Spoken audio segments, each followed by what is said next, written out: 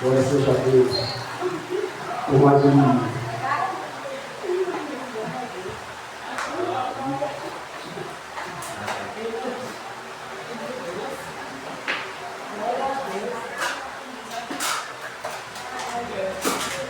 Obrigado, Senhor, por nos trazer mais um domingo e por nos fazer congregar, cantar louvores, bendizer o teu nome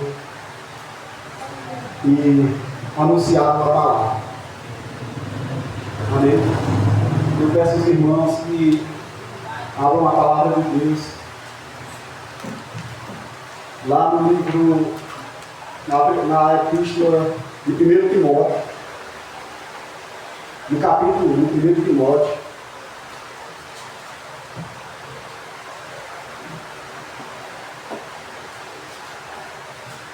No capítulo 1, irmãos,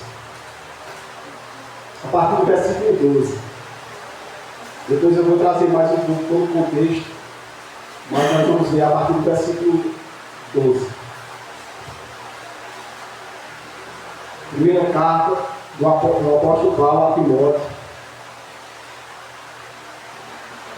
capítulo 1, versículo 12. Todos já encontraram? Amém? Amém, aleluia.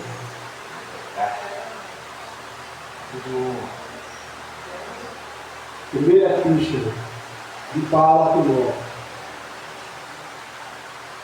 capítulo 1, versículo 12, até o versículo 17. Amém? Eu acho que falta só a irmã Lívia.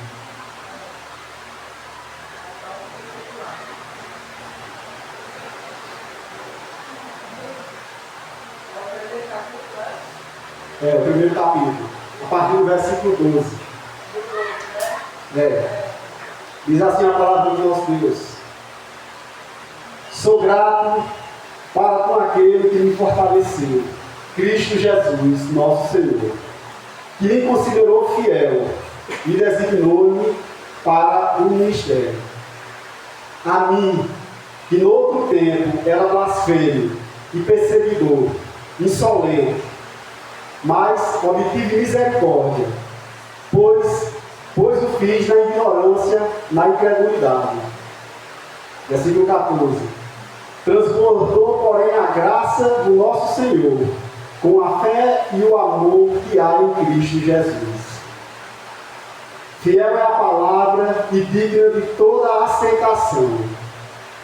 E Cristo Jesus veio ao mundo para salvar os pecadores, dos quais eu sou o principal.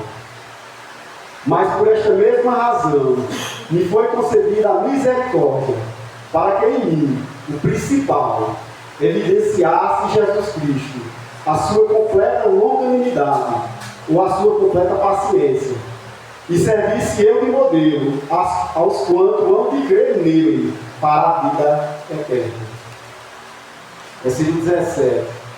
Assim ao Rei eterno, imortal, invisível, Deus único, honra e glória pelos séculos dos séculos. Amém. Pai, eu quero te agradecer por essa noite. Eu quero louvar o teu nome por essa palavra. E eu quero te pedir, Deus, que tudo aquilo que eu estudei durante a semana, Pai Santo, tu possa trazer à minha memória, Pai. Para que tanto eu quanto os meus irmãos possamos aprender mais de Ti, meu Deus. E possamos viver uma vida digna de Ti, digna do Teu Evangelho, Pai. Que o Senhor possa, Pai, derramar, como foi assim na vida do apóstolo Paulo, essa misericórdia sobre nós. E que nós possamos, Deus, cada vez mais poder Te enxergar, Senhor Deus, a Tua beleza, a Tua grandiosidade, a Tua santidade, quem Tu és, Senhor Deus. Que o Senhor possa agir, que o Teu Espírito Santo possa agir essa noite, Senhor Deus. E que nós possamos sair aqui ainda mais, Senhor. Cada vez mais, sendo gratos, sendo alegres por tamanha salvação que o Senhor nos proporcionou, meu Deus, pelo Teu sangue. Essa é a minha oração. Esse é o meu pedido. Em nome do Teu Filho amado, Jesus Cristo. Amém. Amém, irmãos?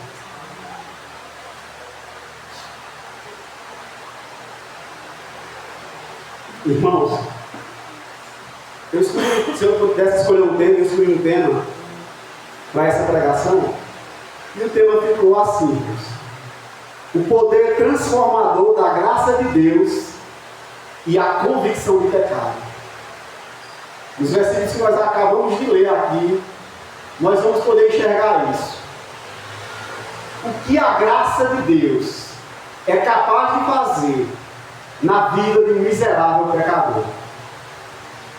A graça de Deus, ela pode pegar o pior dos piores, aquele que diante das pessoas, de nós mesmos, não há mais jeito, e ela pode transformar. É por isso que Paulo, no versículo 14, ele vai dizer: digna essa palavra de toda aceitação. Que a graça de Deus, ela nos transforma, e ela tem o poder para nos transformar. Quem transforma o pecador é a graça de Deus, é a misericórdia de Deus estendida ao pecador. E por outro ponto, eu escolhi, irmãos, a convicção de pecados. Por que convicção? Se nós também olharmos para o texto, nós vamos ver que o apóstolo Paulo era um homem tão transformado, mas também era um homem convicto de tão pecador que ele é. Ele se coloca nesse texto, irmão, como um dos como o principal pecador. É isso que ele está dizendo: eu sou o principal. Tem algumas versões, eu fui buscar na NVT, na NTTH, não sabia dizer agora, e outras versões, que ele vai dizer pior dos pecadores. Mas aqui na nossa tradução, que é atualizada, está que ele se coloca como principal dos pecadores. E ele tem a convicção. Irmãos, e o que é convicção? É nós olharmos para dentro de nós e nós realmente vemos o quão pecadores, o quão maus que nós somos. Nós somos mal demais. Se a gente quando prega no evangelismo ou quando prega com outras pessoas, as pessoas também dizem que são pecadores. Se nós sairmos aí fora e pregar para outras pessoas, elas vão dizer que são pecadores. Ninguém, eu acho que em sã consciência, vai dizer que não é pecador.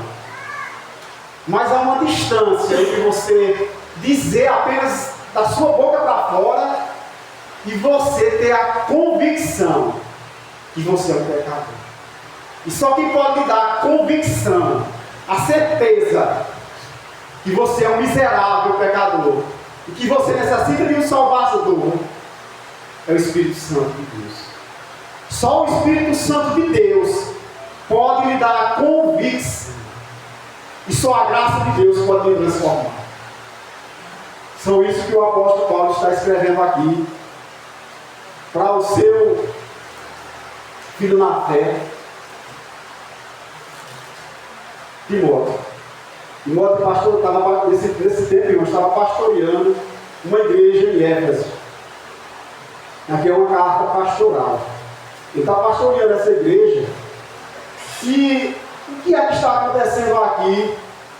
Que Paulo traz essas grandes verdades. Que só a graça de Deus pode transformar o pecador. E que o pecador precisa ter uma convicção, uma certeza absoluta do seu pecado.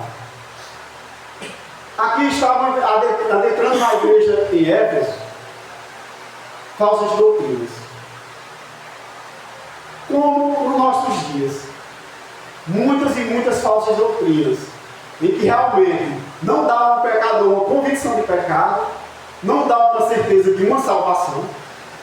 Ou seja, muitos dizem que se perde a salvação, e mais para adiante vamos dizer que o texto mostra que nós não podemos perder a nossa salvação, porque a nossa salvação não foi conquistada, não é por merecimento, não é por obras da lei, mas a nossa salvação ela foi nos dada gratuitamente pela graça por meio de um Salvador, que é nosso Senhor Jesus Cristo. Não há meios de perder a salvação, porque nós só perdemos aquilo que nós obtemos, mas nós não obtemos a salvação.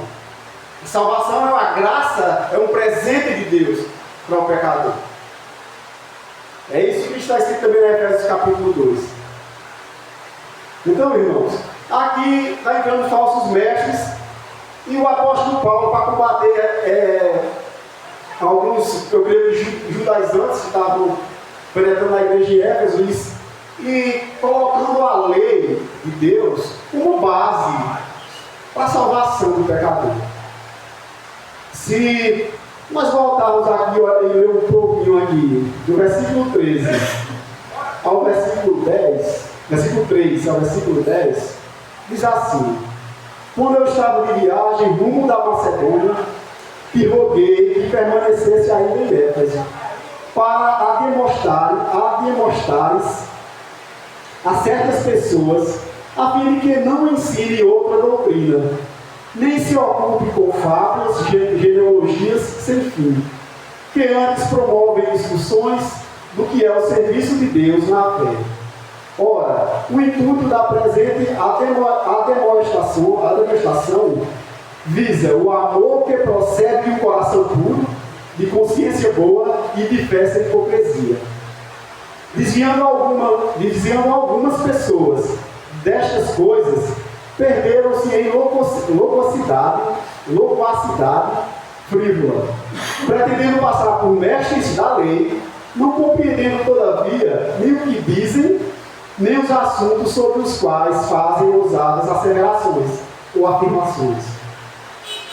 No versículo 8, Paulo vai dizer bem claro aqui, irmãos, assim para nós: sabemos, porém, que a lei é boa, se alguém dela se utiliza de modo legítimo, tendo em vista que não se promulga lei para quem é justo, mas para transgressores e rebeldes, irreverentes e pecadores, ímpios e profanos, parricidas e matricidas, homicidas, impuros, sodomitas, raptores de homens, mentirosos, perjuros, e para todos os quantos se opõem à sã doutrina. E aqui eu quero trazer o primeiro ponto dessa pregação, que é o que aqueles falsos mestres estavam querendo impor à igreja em Éfeso. De uma salvação que dependia de obras. De uma salvação que o homem podia obter por seus esforços, por merecimentos. É isso que Paulo está combatendo. E nós sabemos que nenhum ser humano pode obter a salvação por obras humanas, por obras da lei. Por quê? Veja aí, irmãos, como ele diz aqui, ó, a lei é boa se alguém se utilizar dela de modo digno. Porque sabemos que a lei é boa se alguém se utiliza de modo legítimo, tendo em vista que não se promulga lei para quem é justo. Ou seja, aqui Paulo está querendo se referir aqui quem é justo. Romanos capítulo 3 diz que não há nenhum justo. Mas Paulo está dizendo aqui que a lei não pode ser promulgada, ou seja, a lei não pode ser colocada como algo para salvação para quem é justo. Mas nós sabemos que nós não temos justiça própria. Nós não há um justo, não há um sequer, assim Romanos capítulo 3 diz. Então, nós somos considerados justos, e os justos que Paulo está falando aqui para a igreja, é aqueles que creram em Cristo Jesus, que são justificados por meio de Cristo Jesus.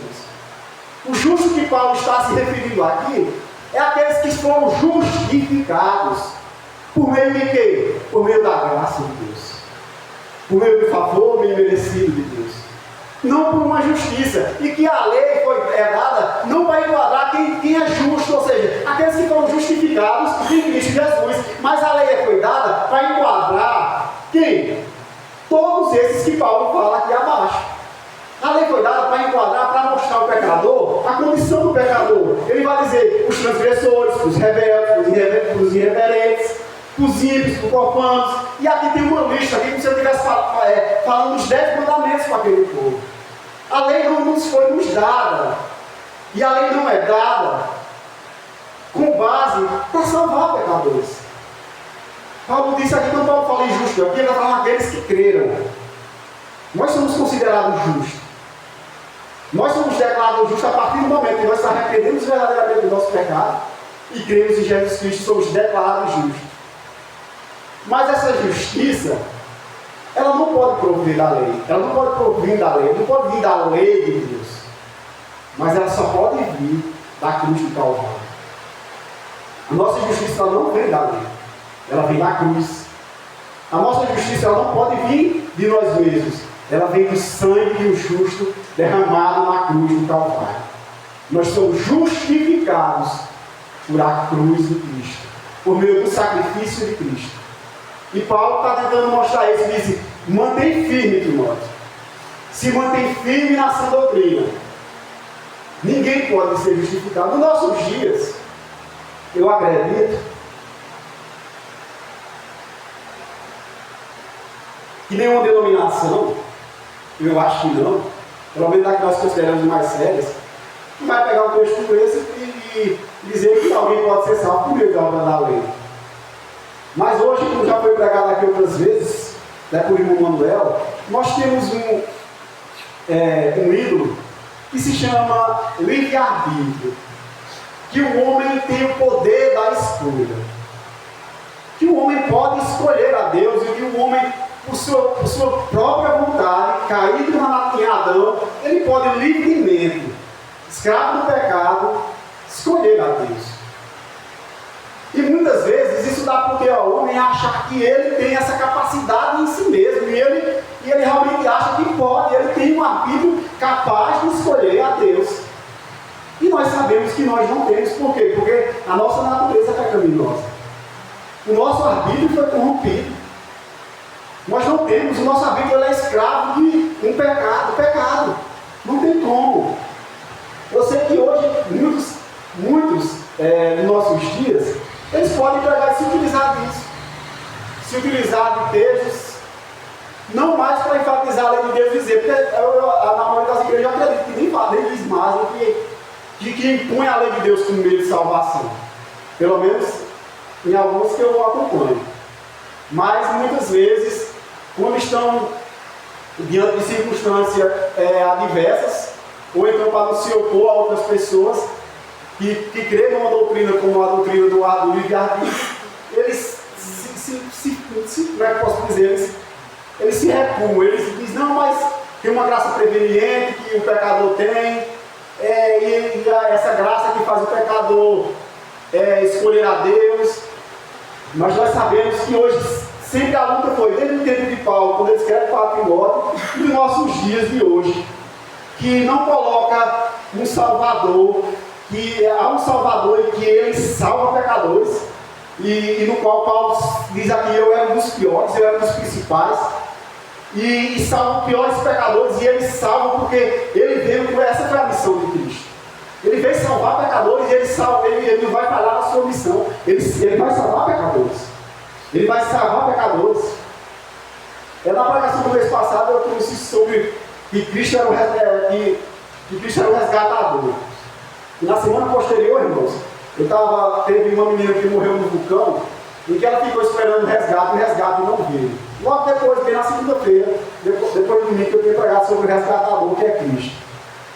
Imagine só, aquela menina que estava lá naquele vulcão, tudo que ela queria era ser salva, ela precisava de um resgatador, mas não veio e ela acabou morrendo. Não dependia dela ser resgatada, mas dependia que alguém chegasse lá e resgatasse ela. Da mesma maneira, nós, nosso pecado. Não depende de nós, mas depende de Deus. Por isso que Paulo vai dizer: depende de Deus de usar misericórdia para conosco. Depende de Deus abrir os nossos olhos. Depende dele. E essa verdade ela vai quebrar. E ela vai quebrar o quê? Toda a dureza que é em nosso coração. A única coisa que é capaz de quebrar a dureza do nosso coração e penetrar o mais profundo é a palavra de Deus. E mostrar a nossa situação de miseráveis pecadores. A palavra de Deus ela vai quebrar o pior dos pecadores, como Paulo se coloca aqui. Eu sou o principal dos pecadores. Essa palavra, quando eu estava no caminho de Damasco, ela me quebrou. Eu que era um insolente, eu que perseguia a igreja de Cristo. Cristo me encontrou e se transformou no principal pregador do Evangelho. Se essa palavra teve o poder de fazer fazer isso comigo. Ela tem o poder de salvar. O pior pecador, o poder está em Deus. Ele salva pecadores malignos como nós, miseráveis como nós. A palavra de Deus é poderosa para salvar pecadores. Ela quebra a dureza do nosso coração. Irmãos, é isso que a palavra de Deus está nos dizendo. A partir do versículo 12, que foi o que nós lemos,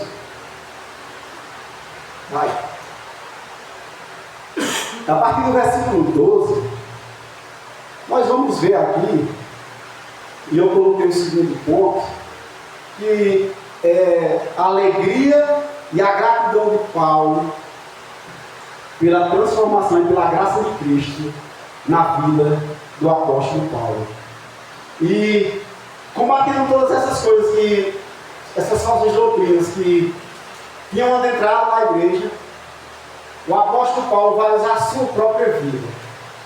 Ele usa a sua própria vida e ele diz aqui, irmãos, assim, a partir do versículo 12: eu sou grato para com aquele que me fortaleceu, Cristo Jesus, nosso Senhor, que me considerou fiel e me designou para o ministério.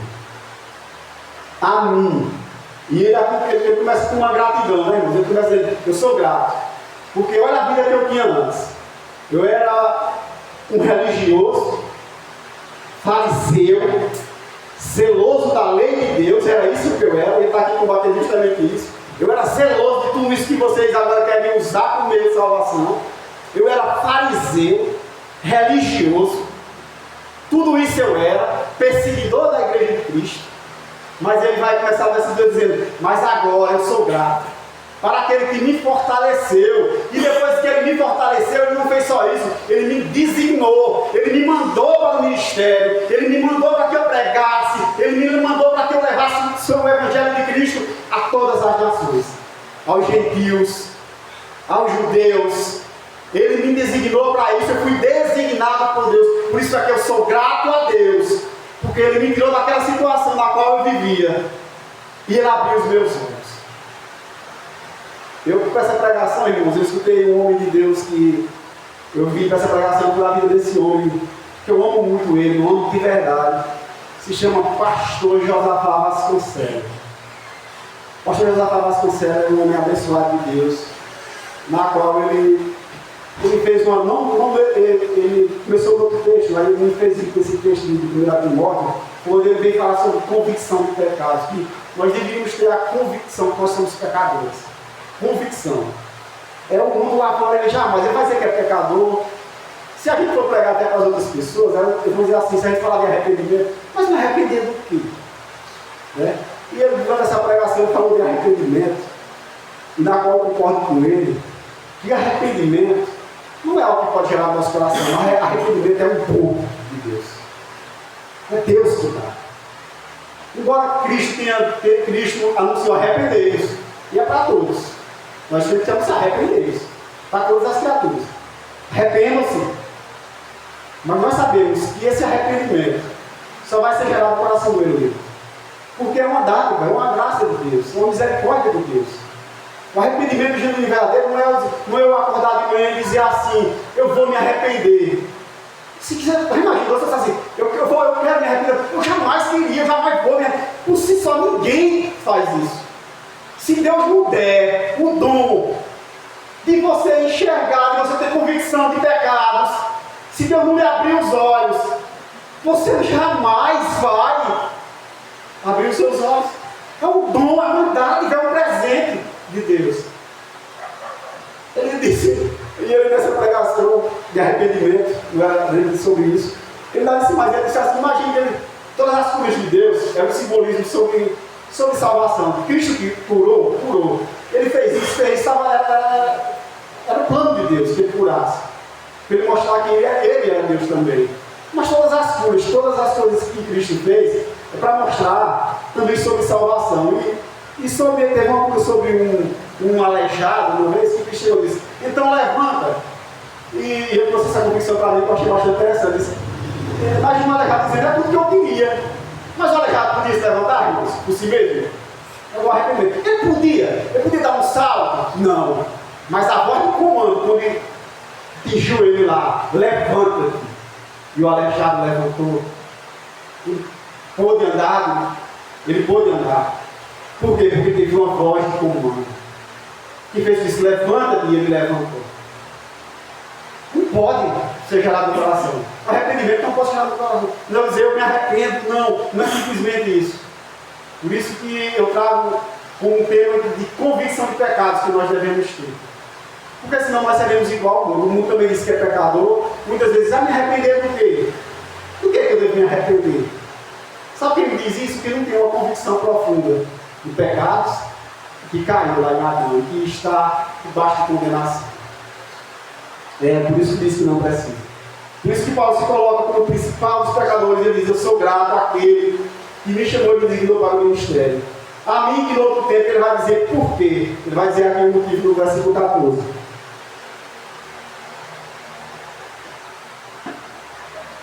No versículo 14, ele vai dizer... Não, versículo 13, perdão. A mim que no outro tempo era o que era blasfêmio e perseguidor, insolente, mas obtive misericórdia, pois eu fiz na ignorância, na incredulidade. Por quê? Porque Paulo era um homem zeloso da lei. Ele disse, eu fui perseguidor, fui insolente, fui blasfêmio contra Deus, contra Cristo. Mas eu fiz isso na ignorância, na incredulidade do meu coração. Por isso que eu fiz todas essas coisas. Eu era um homem religioso por demais. Eu era zeloso da lei de Deus. Eu fiz todas essas coisas por zelo. Mas ao mesmo tempo que eu fiz por zelo, eu era totalmente ignorante. Eu não entendia nada. Eu não entendia nada do que realmente era ser salvo. Eu não entendia nada do que era desfrutar do amor de Deus, do amor de Cristo. Eu fazia aquelas coisas e achava que eu era bom. E achava que por fazer aquilo, eu achava que eu era um cara bom, mas eu não era.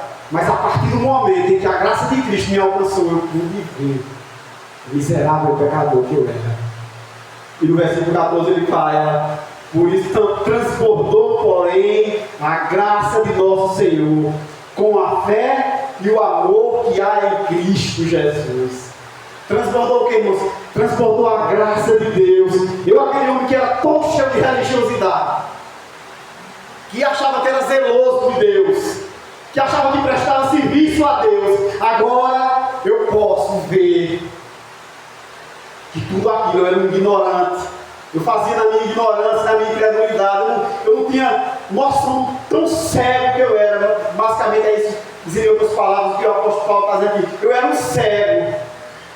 Está vendo, irmãos, como a gente pode ser zeloso e não ter um pingo de amor por Cristo? Como a gente pode ser zeloso de boas obras e ao mesmo tempo não ter amor por Cristo? O amor de Cristo não transbordar em nós. O pastor José falou nesse texto de arrependimento. Ele chorava assim, ele disse, eu não tinha ideia do que o verdadeiro arrependimento faz da pessoa. Ele faz nós chorar. Ele faz nós ter uma convicção tão grande. Eu que estou nessa caminhada há muito tempo, o pastor velho, você conhece ele, mas ele disse, mas faz chorar. Ele teve uma convicção ainda, mesmo sendo cristão, mas que já estava muito tempo para caminhar. E ele falou isso, menina, aqui dali, deu um toque no coração da pessoa. Você diz, meu Deus, isso é miséria mesmo. Senhor, tem misericórdia de mim, tem misericórdia da minha vida. Transbordou, porém, a graça de nosso Senhor Jesus Cristo, com fé e o amor que há em Cristo Jesus. E do amor, por quê? Porque Paulo era um perseguidor, Paulo matava pessoas, Paulo deixava pessoas matar e era conivente com aquilo, irmãos. E ele fazia aquilo e achava que prestava serviço a Deus, ele achava que estava prestando um culto a Deus. Mas aqui ele vai dizer, aqui Deus me quebrou. Deus quebrou o meu coração. Deus me mostrou o verdadeiro motivo, a convicção do pecado, verdadeiro arrependimento. Que nos levamos prostrados diante de Cristo, e nos leva a adorar a Cristo. Versículo 15. Fiel é a palavra digna. E aqui nós podemos ver, nesse versículo 15, o Evangelho sendo pregado, né? O tratamento do Evangelho sendo pregado. Fiel é a palavra e digno de toda aceitação, que Cristo Jesus veio ao mundo para salvar os pecadores, os quais eu sou o principal. Terceiro ponto. Eu esqueci de mencionar que era a convicção do pecado e qual era a missão de Jesus Cristo. Jesus Cristo veio salvar pecadores, do qual o apóstolo Paulo era o principal. Fiel é a palavra e digno de toda aceitação, que Cristo Jesus veio ao mundo com uma missão. Qual era a missão? Salvar pecadores. Salvar pecadores. Por quê? Porque nós somos pecadores. Aqui é o verbo, é como se estivesse lá em João capítulo. A missão de Cristo, a encarnação. Por que a encarnação do verbo? Por que o verbo se encarnou? Por que Cristo teve que se fazer homem? Por que ele teve que... Ele que era o Deus, ele é Deus, mas aqui ele assume a forma de homem. Por que ele teve que fazer isso? Para salvar pecadores. Essa é a missão de Cristo.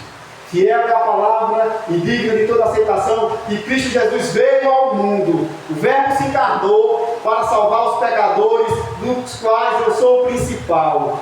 Cristo veio para salvar pecadores, dos quais eu e você somos os principais. A missão de Cristo foi para nos resgatar do lamaçal das trevas, do pecado. Foi isso que Cristo veio. Cristo veio salvar os pecadores. E eu vou tirar uma dúvida com o pastor Augusto Nicodemos sobre os pecadores, porque dá uma noção, irmãos, aqui, sobre que os pecadores, que são todos os pecadores. Mas ele diz que aqui, esse artigo os, não é uma conotação que está no original. Porque dá uma impressão que é todos os pecadores. Mas no grego, não tem esse os. Mas pecadores. Pecadores que se arrependem dos seus pecados. E aqui, toda língua, nação, mas os pecadores dos quais eu sou o principal.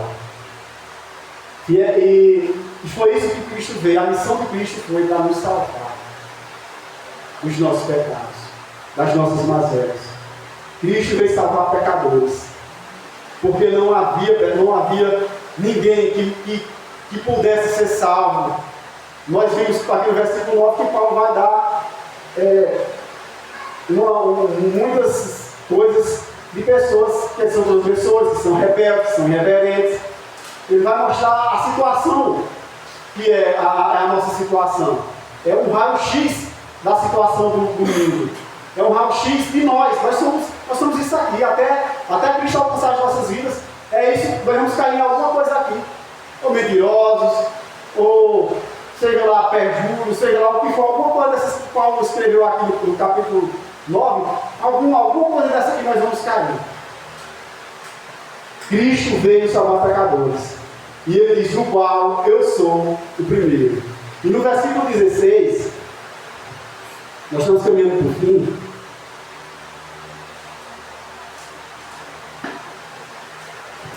No versículo 16, o apóstolo Paulo vai dizer assim: por esta mesma razão me foi concedida misericórdia, para que em mim, o principal, evidenciasse Jesus Cristo com sua completa longanimidade e servisse eu de modelo a quantos hão de crer nele para a vida eterna.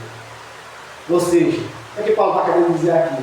Paulo está se colocando como modelo, para que em mim, na minha vida, servisse de modelo para a salvação de todos aqueles que vão crer para a vida eterna. Como assim? De modelo como? Paulo está colocando a vida dele como modelo. Como que é que Paulo era? Eu já falei aqui agora à noite. Paulo era um perseguidor. Paulo perseguia a igreja de Cristo. Como ele vai dizer no versículo 13, ele vai dizer que ele era o quê? Ele era blasfêmio, perseguidor, insolente. Ele vai se colocar aqui como um modelo. Mas em mim, obtive a misericórdia, para que em mim servisse eu de modelo. Ou seja, a graça de Deus pode salvar o pior dos pecadores. Porque era assim que nós éramos. Porque era assim que nós somos. É assim que o mundo que não conhece a Cristo é. Mas ele está usando a vida dele como exemplo. Para dizer, eu sirvo de modelo para todo aquele que vai crer em Cristo Jesus. A minha vida serve de modelo. Essa misericórdia que me foi concedida, essa graça que me foi concedida, serve de modelo para todo aquele que vier crer para a vida eterna. Se Cristo Jesus salvou o apóstolo Paulo, como ele colocou aqui, ele pode salvar pessoas muito piores. Se ele salvou o apóstolo Paulo, ele pode salvar piores pecadores. Muito mais baixo do que nós podemos imaginar. Pessoas que vivem muito mais baixeza do que nós podemos imaginar. Nós não podemos limitar a graça de Deus. A graça de Deus, ela pode salvar pecadores. E pode transformar pecadores. Mas também, os que são salvos e os que serão salvos, a ter sido alcançados por essa graça, eles vão ter a mesma convicção que o apóstolo Paulo escreve aqui, e que nós devemos ter. A convicção de miseráveis pecadores que somos. Nós somos miseráveis pecadores, irmãos. Só a graça e a misericórdia de Deus vai nos salvar. E aí, a graça de Deus vai nos transformar. Por isso que eu coloquei o poder transformador da graça de Deus. Ela vai nos transformar. Por quê? Porque nós vamos olhar para aquele que nos salvou, para Cristo Jesus. No versículo 17, para encerrar, Paulo faz uma doxologia. Não sabem o que é uma doxologia? Eu fui para o Google para tentar descobrir o que era uma doxologia, que eu não sabia.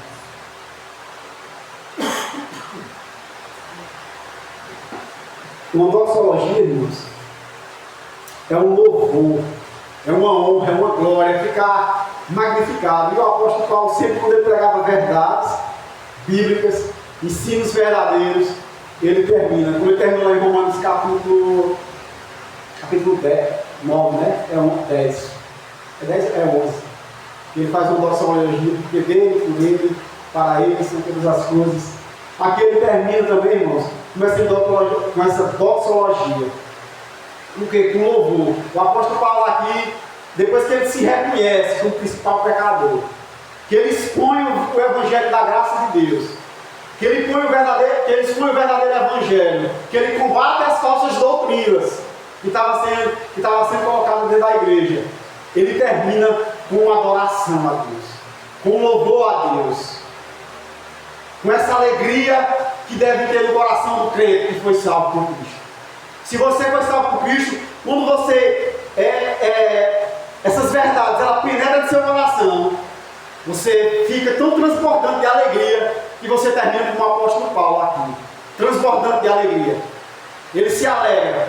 É incrível, né? Um homem que viveu uma vida para Cristo e ele consegue demonstrar assim para nós, irmãos, a grandiosidade de Cristo, a beleza de Cristo, e ele se encanta por isso, a palavra é essa, e ele se encanta por Cristo a ponto de terminar assim com adoração. Ele expressa em alta adoração a Cristo Jesus, ele expressa em alta adoração, e ele vai dizer